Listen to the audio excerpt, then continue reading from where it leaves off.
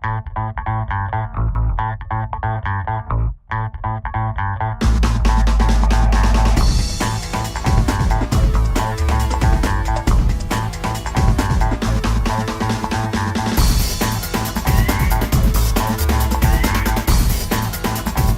for this week's edition of Ice Time Online, we thought we'd take the camera on the road down to a suburb of Austin, Texas, Cedar Park, where the brand new $55 million facility built down here opened in September. I've got Josh Fisher, the voice of the Texas Stars, with me to kind of give us a little tour of the new place. And Josh, this is a brand spanking new building. Opened it up with a George Strait concert on September 25th. That'd be a pretty exciting time around this park. You know what? It was awesome because there were a lot of people that put a lot of work into it over the summertime. The project from beginning to end, it was well over 7 years, but once they broke ground and they actually got the whole thing done, it was close to like 18, 19 months just to get the first event out of the way. I think the paint was drying as the doors were opening, and, we just kind of pulled it off at the last minute, but having a sold-out crowd of close to 9,000 for the George Strait concert for opening night was just awesome for us. Especially after all the work that we did and now getting the Stars season up and running. You and I both know from traveling around in the American League that you're going to be hard-pressed to find a building that is that perfect for the American Hockey League as far as size, the luxury that comes with it, suites, everything. It's a phenomenal facility. You guys are the main tenant of this building, which is not always the same story. So you guys built this building for an American Hockey League. We own it, so we can schedule our own ice, and we book concerts when the team's on the road. What's going on with that barn outside? We've got the cows roaming around. We're in Texas, y'all. And we can say y'all because we are in Texas. Right. Obviously, the arena is on a plot of land that is right next to a farm. So, we got the moo-moos next door, and it makes it nice for us. It kind of brings us a little bit down to earth when we come into work. It's kind of nice. It makes you want a steak real bad. Let's talk about some of the amenities here. You guys have a pretty high-tech setup in terms of your video board, the ribbon band around the top, and that control setup upstairs is just remarkable. High-tech-wise, we've got an all-digital HD screen, four-sided, the panels, the matrix, as far as the clock and the time and the shot count. We shoot everything here in HD. Everything's all digital. We've got a 185-foot strip long. It spans the length of the ice. It's an LED board. It's on both sides. So we're able to do a lot of different things with that. Sound system second to none. Here, how many TVs are in this place? It seems like everywhere I turn, there's a TV. Yeah, you're just throwing that out there. No, 88. Yeah, 88 HD TVs throughout. Kind of a suite level here, and it's just one bowl down below along the ice. Yeah, the suite level, it's awesome. We've got 20 suites. They seat 16 permanent seats, with the bar stools and the couches. We got 4 bars in the arena itself. We got a Stars Club bar downstairs, 2 bars up on the suite level. It seems like there are still some things that are still being finished on this building.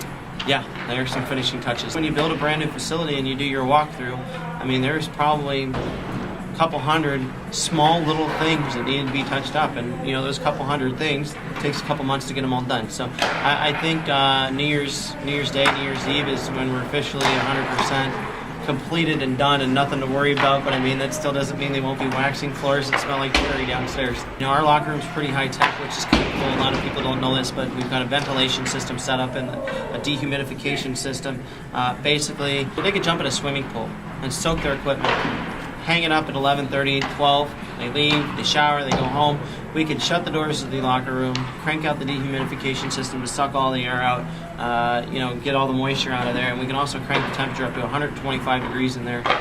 Bake that equipment, basically dry it in a couple hours, and at 4 o'clock we can open the doors, turn off the dehumidification, and turn the air system back down to about 75. Within 30 minutes we can have the perfect temperature. They didn't even know that we had it that hot. Another thing is that this building itself, the HVAC system is unbelievable. They want NHL ice. They don't want, humidity to be a big factor.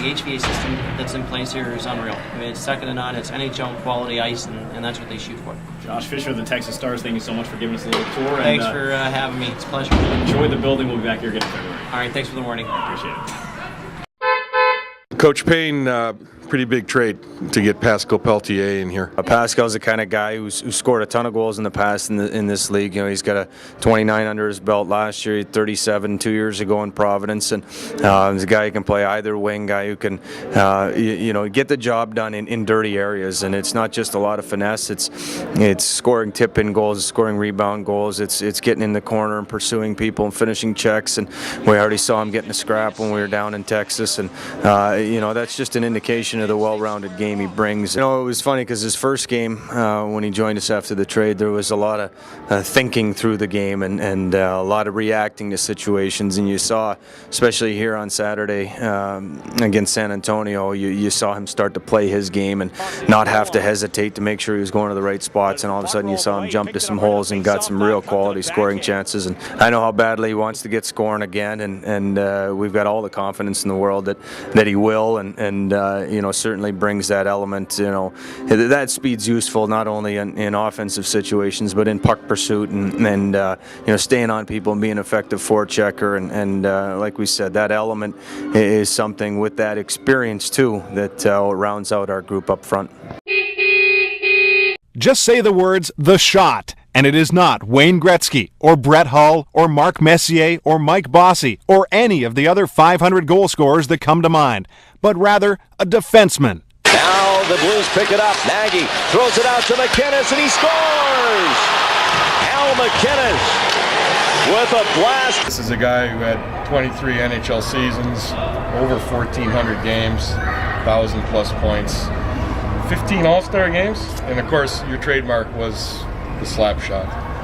For 23 seasons, Al MacInnis terrorized opponents and sometimes teammates alike with his unparalleled shot. Newendike, back to MacInnis, there's the shot, they score! Growing up in a small town, actually a small fishing village in Canada, you know, I wasn't much of a beach guy in the summertime, and you know, like every Canadian kid, dreamed of playing in the NHL, and there was a lot of days I got bored, and I used to just take a bucket of pucks and a sheet of plywood and a few old sticks and just shoot pucks along or against my dad's barn, and I would do that probably, you know, 2 or 3 hours a day.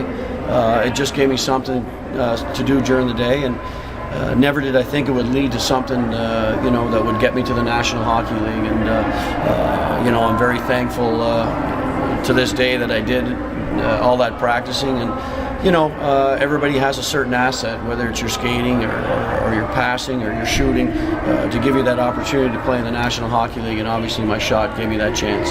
Not only is it an overpowering heavy shot, he gets that slap shot off so quick. MacInnis lets it go, it hits somebody in front, goes up underneath the bar. Yes, it's in. That's in, baby. Get away from allowing a goal. MacInnis drives hard, but he scores!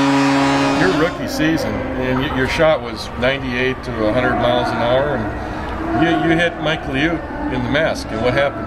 Well, that pretty much kind of identified, you know, my shot in the National Hockey League, and it was actually coincidence enough. It was in St. Louis in the old arena. It was my first year, and I was just outside the blue line, and you know, I let a shot go, and it continued to rise and pick up speed, and I think maybe Mike lost track of it along the way, and it hit him in the head, and it knocked the mask off him, and knocked him down, and the puck eventually went in the net, and you know, it ended up being shown across you know, the ESPN networks and what have you, and that's kind of where the shot, the reputation took off. And the legend was well on its way. A guy who had almost everything in his NHL career. You got one more thing this season at the Blues home opener. Mr. Checketts and the ownership, you know, honored me with a statue outside Scottrade, downtown St. Louis, and you know, I don't know if it gets much better than that.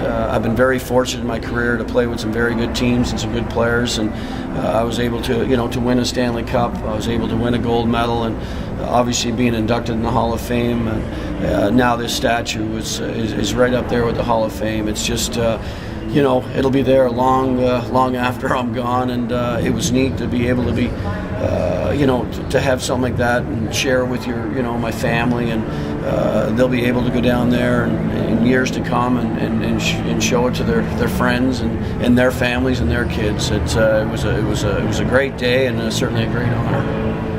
Ice Time Online, Al MacInnis, thanks much. My pleasure. He shoots and scores! Quality again!